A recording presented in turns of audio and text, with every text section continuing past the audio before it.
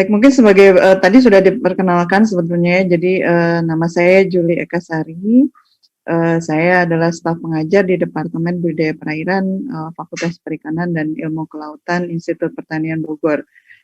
Hari ini saya diundang oleh panitia untuk menyampaikan, eee, bukan menyampaikan mungkin ya, untuk sharing tentang teknologi biovlog ya. Jadi ini adalah sesuatu yang saya tekuni sudah cukup lama, dari sejak kalau Bapak Ibu atau teman-teman melihat tadi di CV ya, saya melakukan penelitian terkait dengan teknologi biovlog ini sejak tahun 2007, 2007 waktu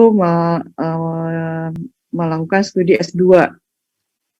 Nah, sehingga ini sesuatu yang memang cukup dekat ya, cukup rutin saya lakukan. Nah, baik, ini kira-kira ya outline materi atau ya informasi yang akan saya sampaikan hari ini. Saya akan memberikan perkenalan sedikit tentang prinsip sistem biovlog, lalu bagaimana aplikasinya dan penutup. Untuk Bapak Ibu dan teman-teman yang mungkin belum familiar dengan teknologi biovlog ya, apa itu teknologi biovlog? Nah, mungkin sebagai pengantar ya, sebelum kita sampai ke apa itu teknologi biovlog, seperti halnya dalam sistem biologis yang lain ya, dalam aquaculture itu ada input ya, kemudian ada proses dan ada output. Outputnya apa? Tentunya outputnya itu adalah ikan yang kita panen ya. Nah, inputnya apa? Inputnya adalah tentunya benih ya, itu yang paling utama, benih dan pakan. Ini menjadi sumber input ya, sumber yang penting karena dia ikan dan kelangsungan hidup ikan yang optimum gitu ya.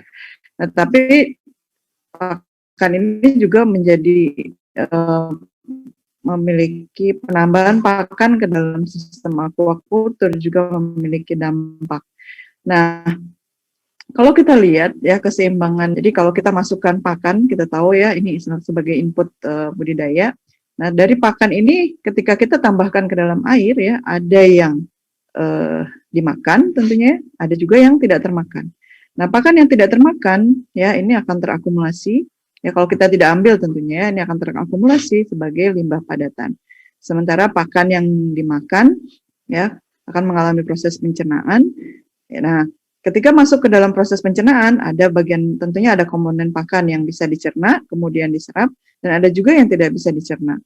Yang tidak bisa dicerna ini kemudian akan dibuang dalam bentuk feses ya, dan kemudian terakumulasi dalam bentuk limbah padat. Nah, biasanya kalau di kolam ini bentuknya adalah lumpur ya. Nah, kemudian sementara komponen pakan yang dicerna ya ini akan diserap, kemudian akan digunakan dalam proses metabolisme ya. Nah, di sini dalam proses metabolisme juga tentunya ada byproduct-nya gitu ya, ada limbahnya. Nah, salah satunya limbahnya ini bisa umumnya dibuang bisa melalui insang ya, atau bisa juga bersama dengan urin. Nah, limbah yang terbuang ini biasanya bentuknya adalah limbah terlarut ya. Nah, sehingga dari proses metabolisme ini ya akan dihasilkan akumulasi limbah terlarut yang juga akan mendapatkan penambahan ya dari hasil mineralisasi limbah padatan tadi ya, yang dari feses ataupun sisa makanan. Nah, dalam sistem aquaculture yang biasa kita lakukan ya, kita tidak menginginkan limbah ini. Karena apa? Karena limbah ini ya contohnya yang paling banyak konsentrasinya dalam sistem aquaculture itu adalah amonia ya. Amonia ini sangat toksik ya, sangat toksik untuk kebanyakan organisme akuatik, sehingga kita tidak ingin ada akumulasi amonia di dalam lingkungan media aquaculture. Sehingga apa konsekuensinya? Kita harus encerkan, kita harus buang. Nah, sehingga yang kita lakukan biasanya adalah dengan mengganti air ya, dengan mengencerkan, kita ganti airnya baik itu sebagian ataupun bahkan kadang-kadang total gitu ya. Nah, konsekuensinya apa? Nah, kalau tidak ada pengolahan limbah, maka limbah nutrien ini akan terbuang ke lingkungan ya, sehingga ya itu makanya aquaculture ya sering mendapat kritik karena memang salah satunya adalah karena limbah buangan senyawa-senyawa toksik ini yang kemudian terakumulasi dalam lingkungan. Nah, lalu bagaimana peran bioflok? Nah, kalau kita lihat di sini, ya, jadi konsep bioflok itu sebetulnya adalah daur ulang limbah nutrien dalam sistem aquaculture, ya. Nah, dalam sistem bioflok, ya, limbah terlarut tadi ini akan dikonversi, ya, dikonversi menjadi mikroba, mikroba terutama mikroba kelompok heterotrof. Bagaimana caranya? Nah, ini dengan cara menyeimbangkan CN ratio di dalam air, ya. Nah, kemudian mikroba heterotrof ini nanti pada kondisi tertentu dia akan membentuk agregat yang kita sebut dengan bioflok yang bisa dimanfaatkan kembali oleh ikan ataupun organisme budidaya, ya, sehingga pada akhirnya di sini ya nutrien pakan yang bisa kita panen kembali ini menjadi lebih banyak, ya. Nah, berdasarkan pemaparan tadi ya, kita bisa melihat bahwa dalam sistem bioflok yang ideal ya, kita bisa mendapatkan berbagai manfaat. Di antaranya adalah limbah nitrogen yang rendah, gitu ya. Kenapa? Karena tadi ya limbah nitrogen ini dimanfaatkan oleh si heterotropik bakteria atau bakteri heterotrof ya sebagai sumber nutriennya, ya, sehingga kemudian ini bisa dimanfaatkan kembali oleh ikan yang dipelihara.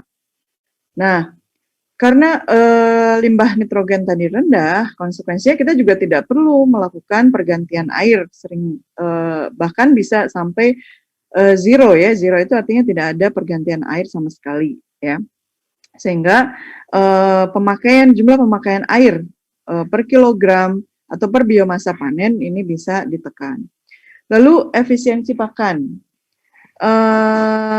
Nah, karena di sini nutrien yang tadinya terbuang itu kita manfaatkan kembali dalam bentuk agregat tadi dalam bentuk bioflok ya yang bisa dimakan oleh ikan, ataupun ini sebetulnya biofloknya juga bisa dimanfaatkan, bisa kita panen ya, bisa kita manfaatkan sebagai bahan pakan.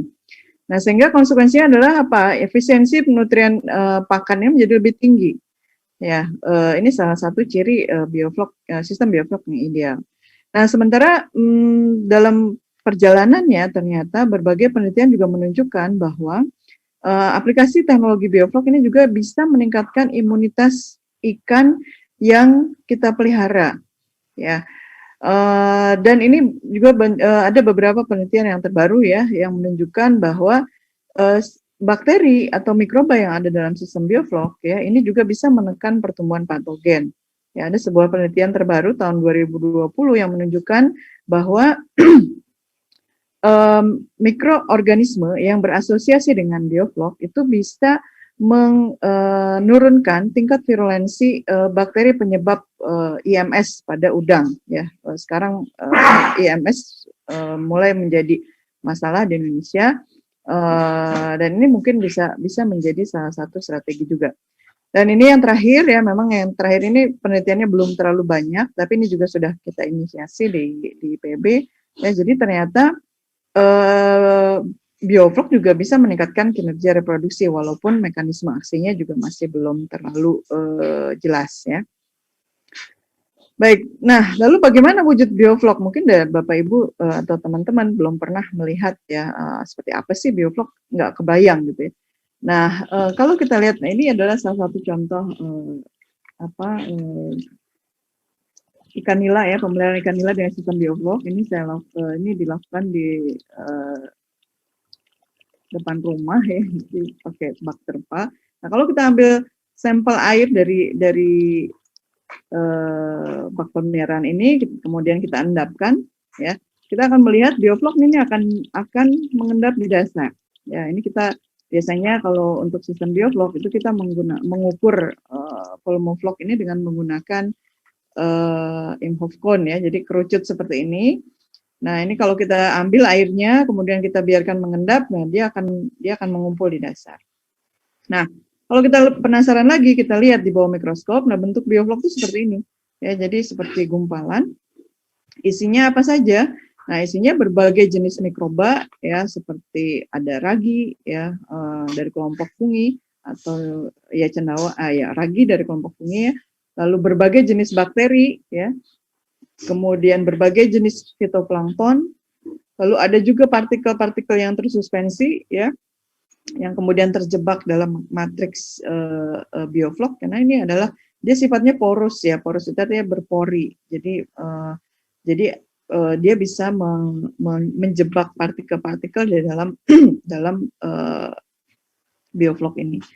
Lalu karena bioflok ini terdiri dari berbagai mikroorganisme tadi, ya, maka dia juga menjadi feeding ground, ya, istilahnya feeding ground itu lokasi tempat mencari makan berbagai mikroorganisme lain yang memangsa bakteri ataupun fitoplankton, ya, seperti protozoa, zooplankton, bahkan cacing Annelida, ya, ini juga sering kita temukan dalam berasosiasi dengan bioflok, ya. Nah, ini contohnya kalau kita lihat di bawah mikroskop, ya, ini ada cacing, kemudian ada mikroalga, ya, atau mikroalga atau fitoplankton, ya, kemudian ada ciliata, mereka berkumpul di sini. Ya. Nah, ini adalah komposisi biologisnya. Lalu bagaimana dengan komposisi nutrisinya? Nah, ini sebetulnya hasil penelitian saya yang sudah agak lama, ya, kita ada beberapa yang sudah update. Nah, kalau kita lihat di sini, ya, ternyata bioflok ini bisa mengandung proteinnya itu 38 sampai 41, bahkan saya ada satu penelitian, ya, bisa mencapai hampir mendekati 50%. Tapi ada juga sebetulnya yang kurang dari 30%, ya, ada yang hanya belasan gitu. Jadi memang sangat bervariasi. Kemudian kadar lemaknya, sebetulnya bioflok ini dia tidak banyak mengandung lemak, ya. Ini salah satu ciri yang lain. Biasanya komponennya yang paling banyak itu adalah protein dan karbohidrat serta mineral. Nah, kemudian dari segi asam lemak esensial, ya, bioflok juga mengandung beberapa asam lemak esensial seperti asam linoleat, asam linolenat, ya, asam arachidonat, EPA dan DHA. Nah, ini adalah salah satu contoh, ya, bioflok yang kami kumpulkan dari media pemeliharaan ikan lele, ya. Nah, lalu kemudian kita bandingkan dengan kebutuhan asam amino esensial ikan lele. Nah, kita lihat bahwa berdasarkan compatibility, ya, berdasarkan kesesuaian antara kebutuhan dan apa yang ada dalam bioflok. Nah, ternyata, ya, EAA index, ya, jadi EAI index itu adalah essential amino acid index yang menunjukkan kualitas protein suatu material, ya, berdasarkan komposisi asam aminonya. Kalau kita lihat di sini indeksnya adalah 0,88.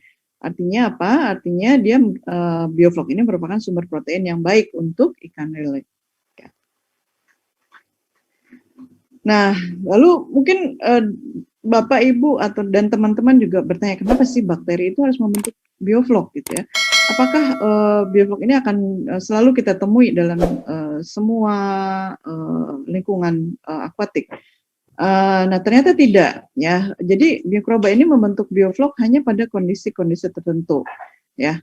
Nah, kenapa mereka membentuk bioflok? Tujuannya hanya dua. Yang pertama adalah untuk mengakuisisi nutrien. Ya, jadi karena bakteri itu ukurannya kecil sekali, ya, dia adalah mikroskopis, ya, kurang dari bahkan ada yang kurang dari 2 mikron, sehingga kecil sekali. Nah, kalau dia soliter, dia sendiri di dalam air, itu seperti kalau kita ada di tengah-tengah sungai yang sedang banjir bandang, gitu, ya. Jadi akan sulit sekali mempertahankan posisi, apalagi untuk mengambil nutrien yang ada dalam air, ya. Sama gitu, ya, kalau kita misalnya di tengah-tengah sungai yang sedang banjir, maka kita akan sulit untuk meraih sesuatu yang ada di dalam air, gitu. Nah, analogi ini berlaku juga untuk bakteri, ya. Bakteri ukurannya kecil. Nah, dalam air yang sifatnya dinamis seperti di dalam sistem aquaculture, ya, Kalau kita lihat kan dalam sistem aquaculture, apalagi yang intensif ya, kita menggunakan aerasi, kita menggunakan kincir, airnya bergerak terus. Nah, bakteri itu tidak bisa mempertahankan posisinya dan mengambil nutrien dari air. Nah, sehingga salah satu caranya adalah mereka harus bekerja sama. Mereka harus bekerja sama untuk bisa saling terikat gitu ya, sehingga mereka bisa mengambil nutrien yang ada dalam air.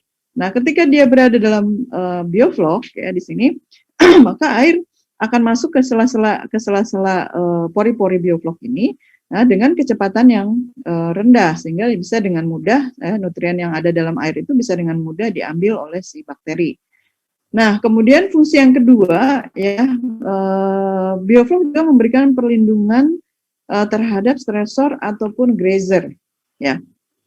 Jadi ini adalah bentuk pertahanan bakteri gitu ya terhadap kemungkinan mereka dimangsa oleh tadi kan ada ya pemakan bakteri.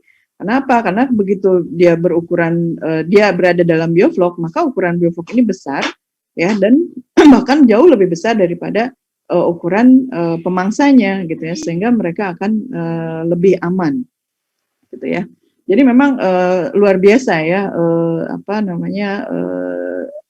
Tuhan itu sudah menciptakan semua makhluk hidup itu lengkap dengan semua support sistemnya gitu ya. Nah, lalu bagaimana mekanisme pembentukan biofloknya? Nah, ini ada dua ya. Jadi mekanismenya yang pertama adalah interaksi antar permukaan sel mikroba. Ya, jadi sel-sel mikroba ini bermuatan negatif.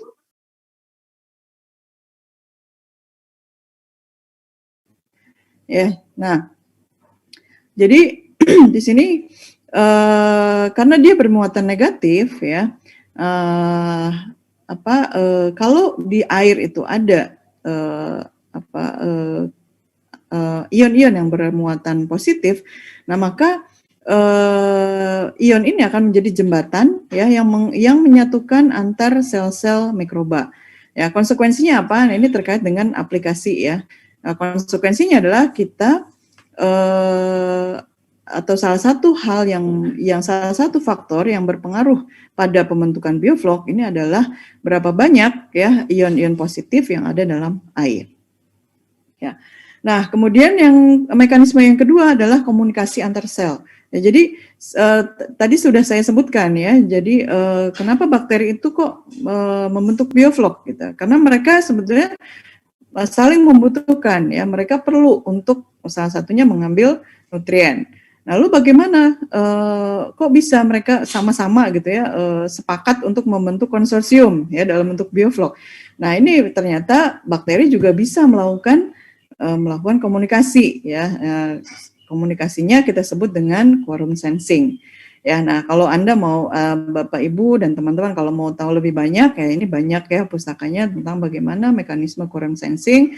Salah satunya juga ini ada hasil penelitian kita yang sudah dilakukan kalau tahun 2019 ya.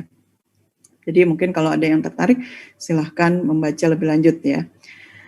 Baik, nah berdasarkan informasi tersebut maka karakteristik sistem bioflok ini akan berbeda dengan sistem aquaculture yang biasa kita lakukan ya. Di antaranya nih kalau kita lihat biasanya dalam hal kualitas air ya, dalam sistem bioflok itu selalu ada turbulensi air. Kenapa harus ada turbulensi air? Karena ini adalah faktor yang memaksa atau mensimulasi bakteri untuk membentuk flok.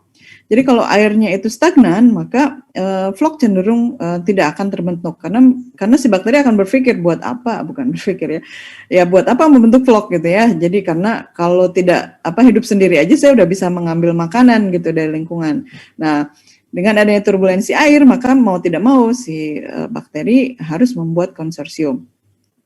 Kemudian yang kedua, karena di sistem bioflok ini kita menumbuhkan bakteri ya, menumbuhkan bioflok, maka ciri yang lain itu adalah kekeruhan ya, jadi airnya keruh ya, walaupun kalau kita ambil ya, kalau kita endapkan, ini sistem bioflok ini contohnya yang gambar sebelah kiri ya. Nah, kalau kita endapkan, ini airnya akan menjadi bening gitu ya, karena biofloknya akan mengendap.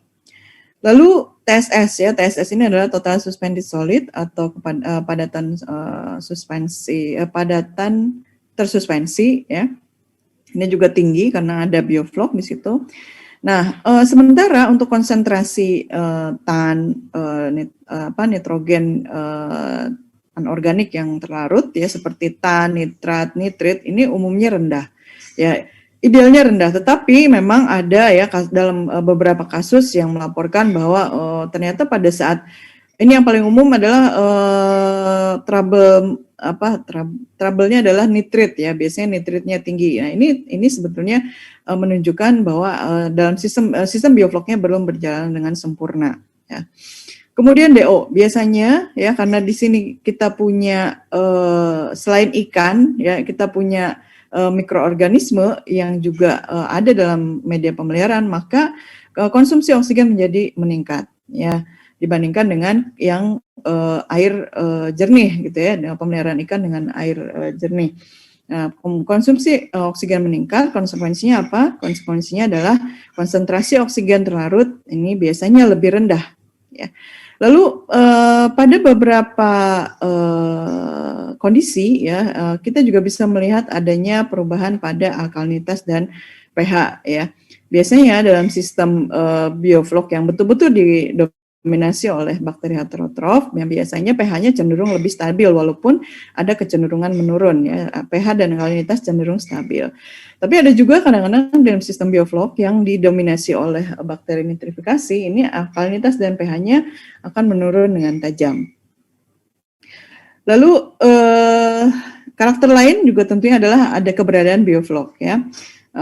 Nah ini komposisi dan kepadatan mikrobanya ini sangat tergantung pada bagaimana cara kita mengoperasikan biofloknya atau sistem biofloknya ya, misalkan bagaimana CN rasionya ya, berapa komposisi pakannya seperti apa dan lain sebagainya.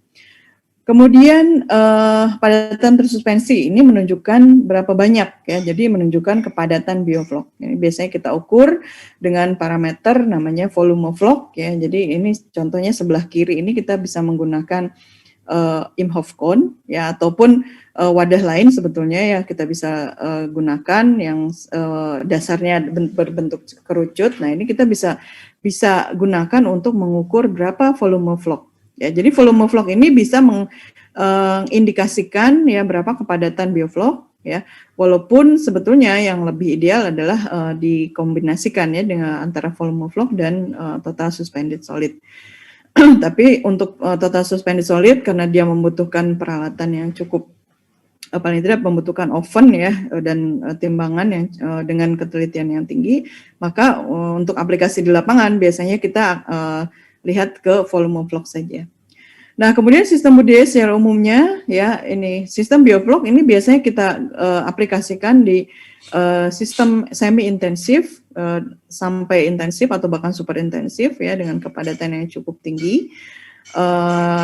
Dengan penciri yang lain adalah kita ada mixing ya, mixingnya itu bisa berupa penggunaan pedal wheel atau kincir ya atau penggunaan pompa supaya airnya bergerak, kemudian juga aerasi untuk mempertahankan konsentrasi oksigen pada level yang optimum. Nah, lalu bagaimana aplikasi teknologi bioflok? Tadi sekilas mengenai prinsip teknologi bioflok. Ya, berarti kita akan melihat bagaimana aplikasi teknologi ini. Nah, sebelum kita masuk ke bagaimana aplikasinya, saya ingin menekankan kembali bahwa dalam sistem bioflok itu ada dua faktor penentu efektivitas itu bekerja baik atau tidak. Ya, kalau Bapak, Ibu, dan teman-teman ingat ya di sini, saya kembali lagi ke ilustrasi saya yang tadi mengenai sistem bioflok ya. Jadi sistem bioflok yang efisien itu kalau bisa terjadi atau yang ideal itu bisa terjadi kalau dua faktor ini terpenuhi. Faktor apa? Yang pertama adalah konversi nutrien, ya konversi limbah terlarut dalam hal ini terutama nitrogen ya menjadi biomasa mikroba. Dan yang kedua adalah konsumsi mikroba, konsumsi bioflok oleh organisme budidaya. Ya, nah kalau hanya salah satu saja yang berjalan, ya misalkan konversi nutriennya oke, tetapi biofloknya tidak dimanfaatkan oleh ikan ataupun organisme budidaya. Maka apa yang terjadi? Yang terjadi adalah kita hanya mengkonversi nutrien ya dari limbah terlarut menjadi biomasa biomasa bioflok. Ya. Nah, biofloknya menjadi dominan di sini. Masalahnya apa? Masalahnya adalah si bioflok ini juga dia memerlukan oksigen. Sehingga konsekuensinya ya kebutuhan oksigen menjadi meningkat, bahkan bisa jadi melebihi ya kebutuhan kebutuhan oksigen oleh si mikroba ini melebihi apa yang dibutuhkan oleh ikan ya. Nah, sementara yang kita panen kan ikannya ya, bukan biofloknya gitu ya. Nah, sehingga dari sini aerasi ya serta mixing menjadi tidak efisien ya. Kita akan banyak menghabiskan resource ya, menghabiskan listrik dan biaya untuk aerasi gitu ya, untuk listrik. Nah, sementara mikrobanya sendiri tidak dimanfaatkan. Nah, atau misalkan dia tidak konversi nutriennya tidak berjalan ya. Kalau konversi nutrien tidak berjalan, maka otomatis yang di sini juga tidak berjalan. Gitu ya. Nah, jadi kita dalam aplikasi sistem bioflok, nah ini Bapak, Ibu, dan teman-teman harus pahami adalah kita harus memastikan bahwa dua proses ini berjalan. Ya. Nah, bagaimana kita bisa memastikan bahwa konversi nutrien ini bisa berlangsung dengan baik? Yang pertama adalah kita harus memahami ya apakah mikrobanya bekerja dengan baik, ya. Kemudian apakah ya apa jalur konversi yang dominan? Jalur konversi yang dominan itu apakah dia dengan jalur heterotrof ya, yang mengambil yang memerlukan CN ratio yang tinggi gitu ya, keseimbangan CN ratio. Maka kalau kita ingin misalkan jalur konversinya itu adalah jalur konversi heterotrof, maka di sini CN ratio harus selalu kita perhatikan. Ya. Nah, kemudian pemilihan sumber karbon ya. Ada beberapa sumber karbon yang bisa langsung dimanfaatkan, ada juga yang perlu waktu untuk dimanfaatkan ya. Misalkan untuk sumber karbon dari kelompok karbohidrat sederhana seperti gula atau molase. Nah, ini cepat sekali dimanfaatkan oleh mikroba. Itu ada juga yang lama gitu ya. Ini adalah karbohidrat kompleks ya, misalkan dari kelompok pati atau dari kelompok yang banyak mengandung fiber ya. Ini juga membutuhkan dia membutuhkan waktu. Nah, tinggal kita mau mengaturnya gimana gitu ya. Apakah kita pengen si vlognya itu cepat tumbuh ya sehingga amonia misalkan ya, kita lihat nih amonianya tinggi. Gimana supaya cepat turun? Nah, misalnya kita beri dengan sumber karbon yang sederhana sehingga dia bisa cepat turun. Atau kita ingin maintain saja, ya misalnya amonianya tidak terlalu tinggi, tapi kita pengen pelihara aja supaya biofloknya tetap tumbuh, tapi tidak dengan kecepatan yang tinggi. Nah, ini bisa kita pilih sumber karbon yang kompleks tadi ya, yang banyak mengandung fiber, banyak mengandung serat. Nah, ini termasuk ke dalam manajemen CN ratio ya. Ini juga yang harus selalu diperhatikan. Berapa sih CN ratio yang perlu kita aplikasikan? Ya, apakah harus selalu misalkan CN rasionya itu selama masa pemeliharaan itu harus selalu 10, 15 atau berapa gitu ya. CN ratio ini menunjukkan berapa banyak sumber karbon yang harus kita tambahkan ya. Lalu pemanfaatan bioflok ya. Pemanfaatan bioflok ini kita harus pastikan bahwa biofloknya itu dimakan, ya. Apa faktor-faktor yang berpengaruh terhadap konsumsi bioflok? Nah, salah satunya adalah partikel bioflok. Ya, jadi kalau partikel biofloknya itu terlalu kecil, ya maka ini tidak bisa dimanfaatkan oleh ikan, ya. Atau vlognya atau tidak terbentuk vlog bahkan, ya. Nah, sehingga di sini hanya airnya itu biasanya keruh, ya. Dia tidak bisa mengendap. Ya, biasanya itu kalau vlognya terlalu kecil atau bahkan si bakterinya tidak membentuk vlog, itu biasanya airnya keruh. Nah, ini dia tidak bisa memakan. Ya, jadi kita harus pastikan bahwa memang vlognya terbentuk dan bisa dimakan. Lalu berikutnya adalah kecernaan dan komposisi nutrien. Nah, ini terkait dengan berapa banyak nutrien ya yang bisa kita panen kembali dalam bentuk biomasa ikan. Ya.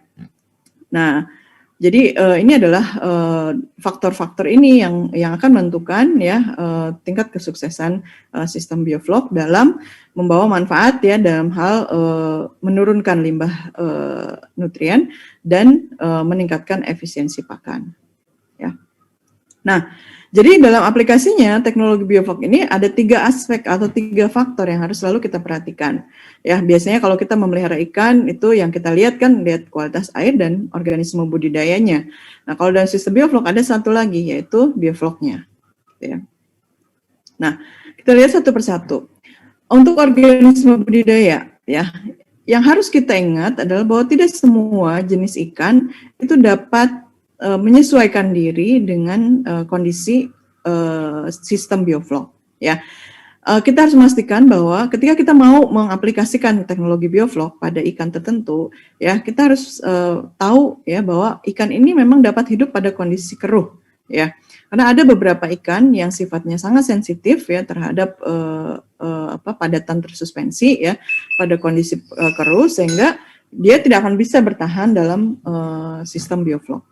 Dan yang kedua adalah dia dapat memakan ikan ini bisa memakan bioflok ya. Karena bisa saja ikan bisa hidup dalam kondisi kekeruhan yang tinggi ya. Tapi ternyata dia tidak bisa memakan bioflok gitu ya. Bisa itu karena memang misalkan ukuran vloknya terlalu kecil atau komposisi nutriennya tidak sesuai dengan apa yang dibutuhkan sehingga dia tidak bisa memanfaatkan nutrien dalam bioflok. Ya, sehingga apa? Sehingga fungsi yang kedua tadi ya tidak tercapai. Kemudian stadia ikan yang digunakan ya, ada ikan-ikan yang memang kita bisa pelihara dalam sistem bioflok dari sejak stadia pembenihan sampai dengan induk bahkan ya. Tapi ada juga yang dia baru bisa menggunakan sistem bioflok misalnya pada fase pendederan. Contohnya misalkan ikan gurame ya. Ikan gurame itu kalau pembenihan tidak bisa, sorry.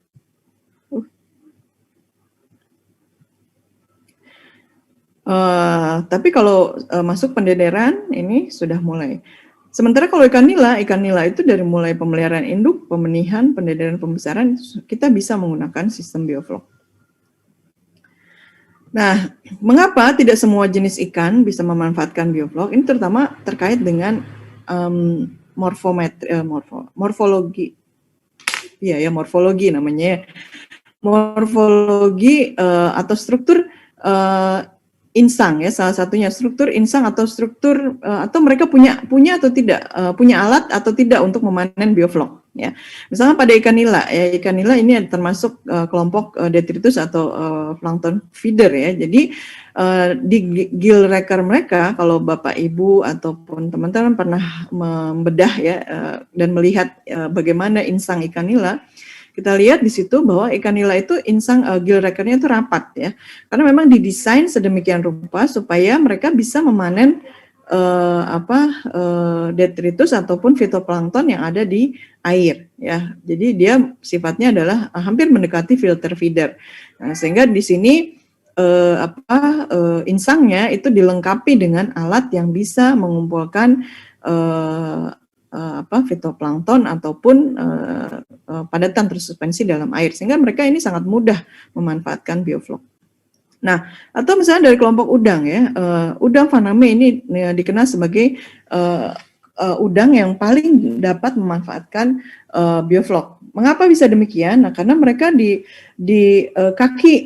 kaki jalan yang paling depan ya, di maksilanya itu mereka memiliki sete ya. Sete itu seperti saringan seperti ini ya, bukan saringan ya, bulu-bulu halus ya, yang bisa menyaring bioflok ya. Jadi mereka tinggal tangannya kakinya tinggal dijembreng dia dibeberkan dalam air ya istilahnya ya. Kemudian si setenya ini akan menyaring lalu kemudian dimakan oleh udang. Nah, apakah semua udang memiliki sete seperti ini? Nah, tidak ya. Jadi pernah ada suatu penelitian yang dilakukan oleh peneliti dari Jepang yang membandingkan ya, ternyata memang ada kaitannya antara morfologi atau struktur kaki renang yang biasa digunakan untuk makan, kaki jalan yang biasa digunakan untuk makan dengan pemanfaatan bioflok. Nah, kemudian faktor yang berikutnya adalah mikroba biofloknya. kuncinya adalah bagaimana caranya membentuk vlog yang fungsional. Ya, yang fungsional itu yang seperti apa? Yang dapat mengonversi limbah tadi ya. Jadi ingat, fungsinya ada dua. Satu, dia mengkonversi limbah menjadi biomasa mikroba yang kemudian bisa menjadi sumber makanan ikan yang bernutrisi tinggi ya, secara efisien. Sehingga di situ fungsi ya konversi atau mendaur ulang nutriennya menjadi optimum. Nah, bagaimana caranya? Nah, ini ada beberapa faktor yang harus kita perhatikan. Yang pertama adalah inokulan atau starter, ya. Apakah kita perlu? Ini sering ditanyakan ke saya, ya. Apakah perlu menambahkan probiotik? Sebetulnya, kalau saya tidak mengharuskan harus menambah probiotik tertentu, ya, karena pengalaman saya pernah menggunakan probiotik. Pernah juga tidak menggunakan probiotik. Ya, tetapi memang kalau misalkan kita bisa menambahkan probiotik dan kita tahu bahwa probiotiknya itu memang bisa dipercaya ya, karena banyak sekali produk-produk probiotik yang sebetulnya efektivitasnya masih menjadi pertanyaan. Ya, jadi kalau Bapak Ibu dan teman-teman punya, oh saya tahu nih produk probiotik ini bisa bisa dipercaya lah istilahnya gitu ya, dan memang sudah bekerja dengan baik, nah maka ya bisa digunakan. Tapi kalaupun tidak ada, ya itu tidak masalah karena saya juga memiliki pengalaman ya tidak menggunakan tidak menggunakan probiotik dan hasilnya tetap bagus. Nah, tapi yang penting adalah harus ada inokulan. Ya, inokulannya dari mana? Ya biasanya kalau saya dari sistem bioflok yang sudah ada gitu ya, ini kita gunakan sebagai inokulan, atau bisa juga dari kalau kita Bapak Ibu punya pemeliharaan ikan gitu ya, atau misalkan di sekitar kita ada lokasi pemeliharaan ikan yang dia produksinya bagus gitu ya, tidak pernah ada masalah penyakit. Nah ini bisa kita gunakan sebagai inokulan.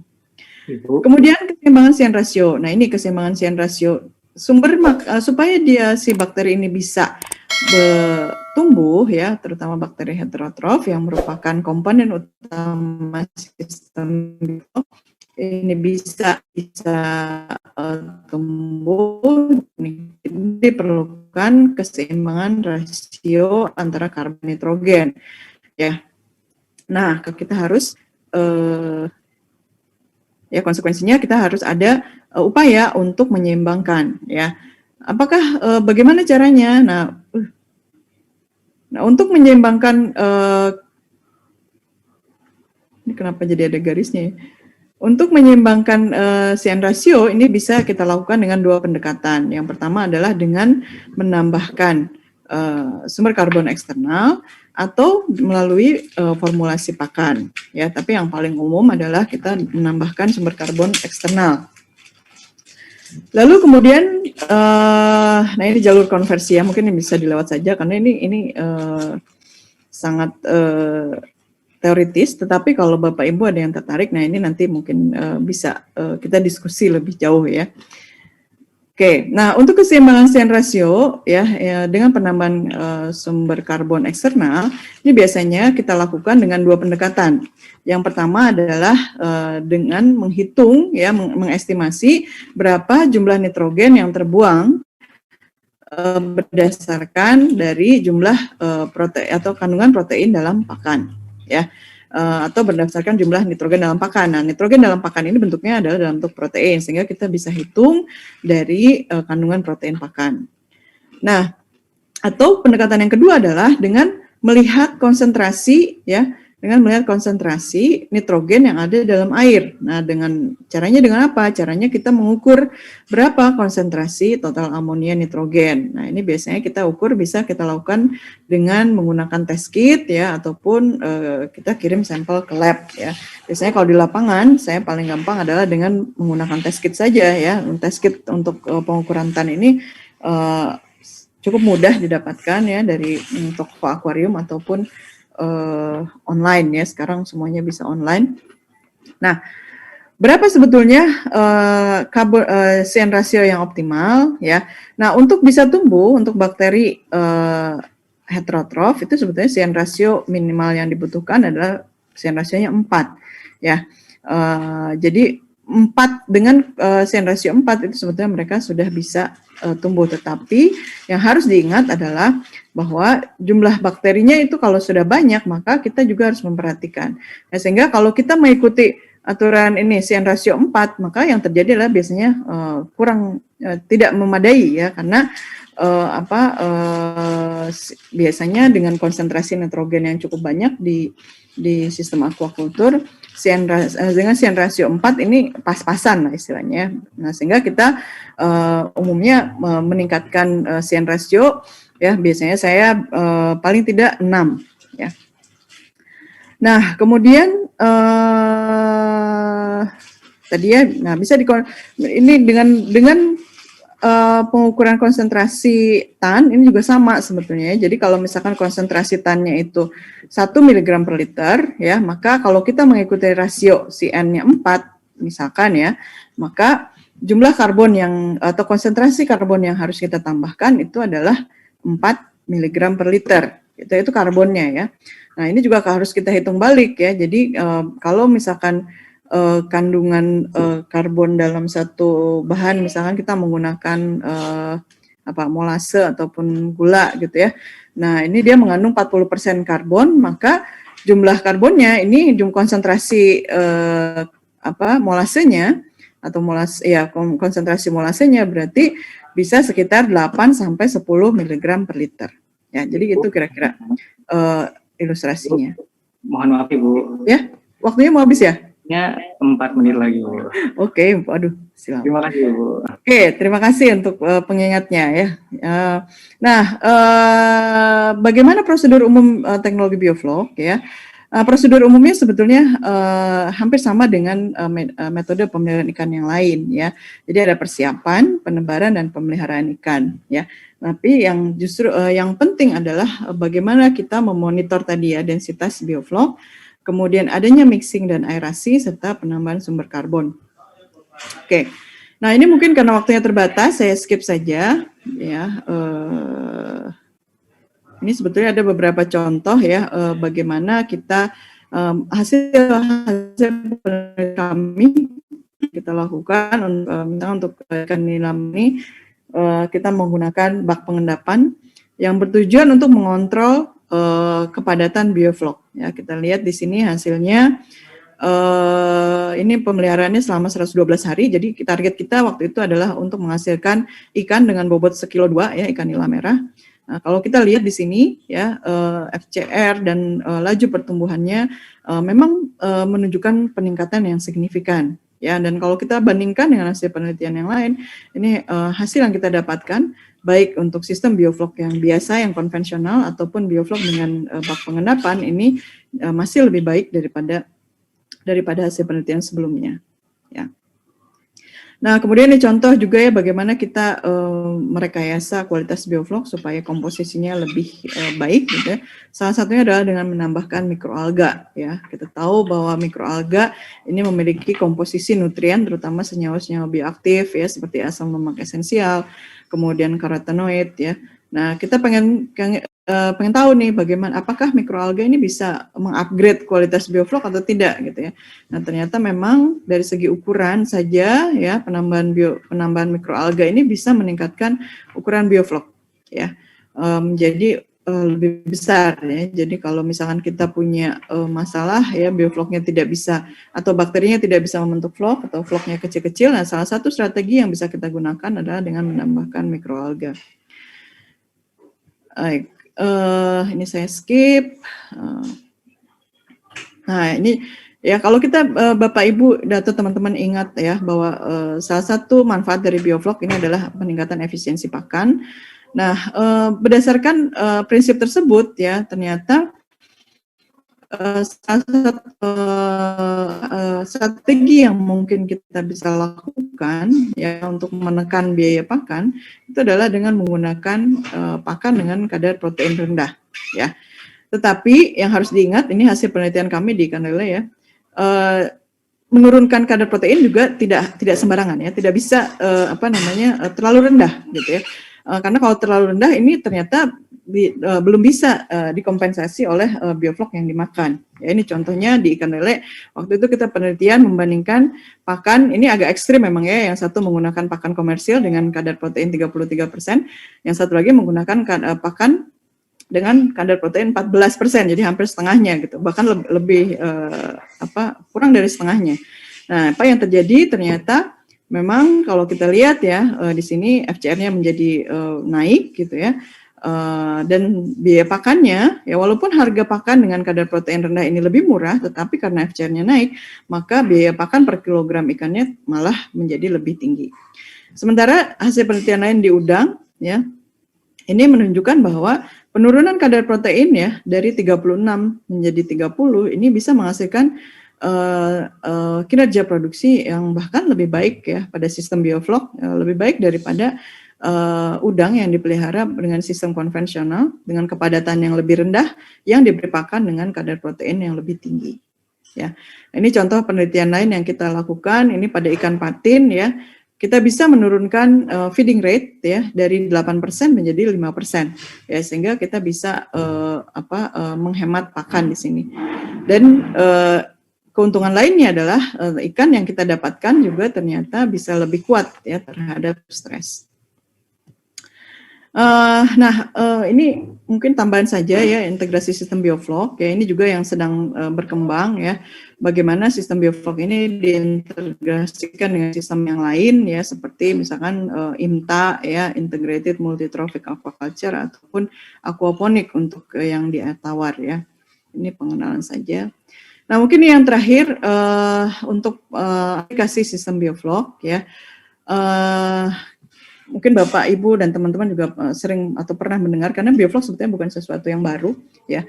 Tapi image-nya sebetulnya sudah kurang baik ya, kurang baik. Kenapa? Karena banyak sekali informasi di luaran yang berusaha ya mungkin bahwa bioflok itu mudah gitu ya. Banyak manfaatnya, memang banyak manfaatnya gitu ya. Tapi kalau mudah, maka saya di sini harus memberikan peringatan ya bahwa working with bioflocs simple but not that simple ya. Bekerja dengan bioflok itu sederhana tetapi tidak sesederhana itu gitu ya. Ada hal-hal yang harus kita perhatikan. Nah, apa yang harus diperhatikan? Yang harus kita perhatikan adalah karakteristik sistem bioflok ya. Kenapa saya tidak memberikan, saya di beberapa pelatihan jarang sekali saya memberikan SOP ya, karena sering sekali saya diminta, Bu, bagaimana sih prosedurnya, bagaimana sih SOP-nya atau POB-nya. Saya tidak berusaha, selama ini tidak pernah memberikan SOP. Kenapa? Karena karakteristik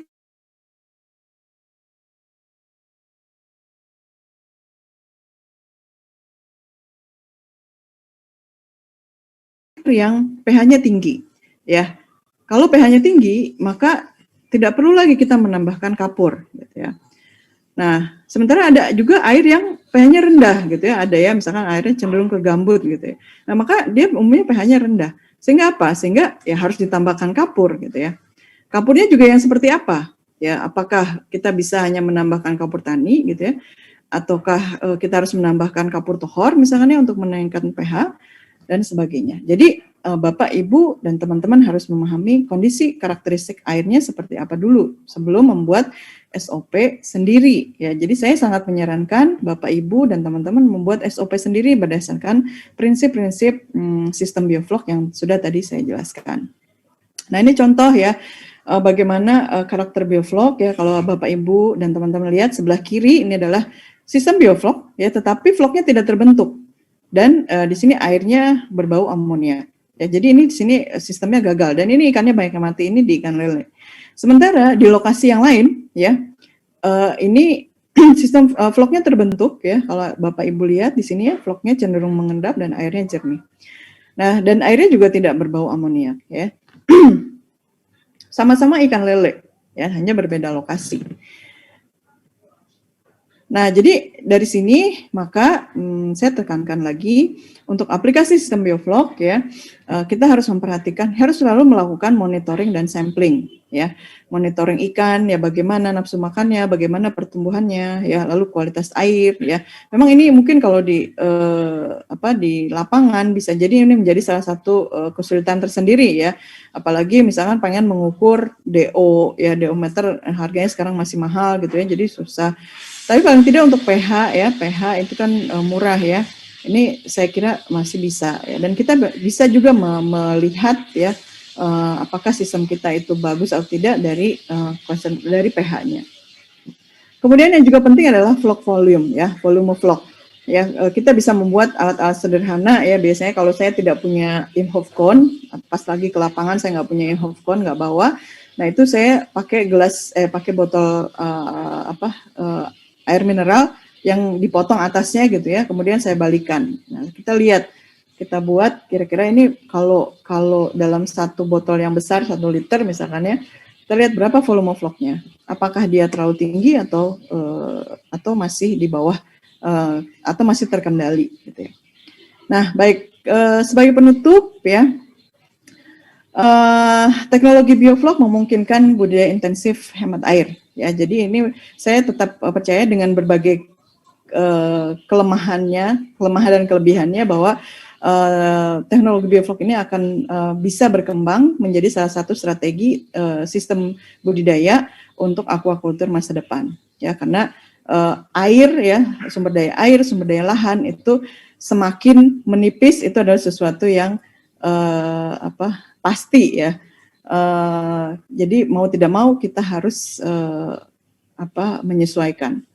Nah, kemudian riset teknologi bioflok yang multidisiplin masih tetap perlu dilakukan ya. Jadi saya mengundang teman-teman dari kampus ya, ataupun Bapak Ibu yang memang praktisi dalam aquaculture, kita sama-sama mengembangkan teknologi ini ya, untuk peningkatan efisiensi produksi dan ekonomi. Ya, masih banyak pertanyaan-pertanyaan yang belum terjawab ya, seperti bagaimana mengarahkan dominasi mikroba yang baik gitu ya, supaya biofloknya itu fungsional ya. Kemudian bagaimana membuat sistem bioflok ini yang paling penting ya, lebih sederhana, lebih mudah dipahami dan tentunya menguntungkan. Dan ini satu yang terakhir, ini juga sedang kita kembangkan di PB ya, pemanfaatan atau penggunaan atau aplikasi ya IoT dan AI untuk sistem monitoring sistem bioflok ya. Ini adalah salah satu contoh ya, ini adalah paper yang kita tulis tahun 2017 ya, bahwa kita punya ide bahwa teknologi bioflok ini bisa menjadi salah satu strategi untuk mencapai Sustainable Development Goals gitu ya. Ini bisa dibaca. Nah, terima kasih banyak atas perhatian Bapak, Ibu, teman-teman sekalian ya. Semoga apa yang saya sampaikan bermanfaat. Nah, ini adalah overview kampus kami ya, tempat tim kami melakukan penelitian. Dan jika Bapak Ibu ingin berdiskusi lebih lanjut terkait dengan teknologi bioflok, silakan menghubungi saya melalui email ini ya, ataupun kalau misalkan mau membaca beberapa hasil penelitian kami, bisa dilihat di Google Scholar ya. Tinggal kalau ada kesulitan untuk mengakses, silakan menghubungi saya melalui email, insya Allah nanti akan saya kirimkan. Saya kira itu saja yang bisa saya sampaikan. Terima kasih banyak. Mohon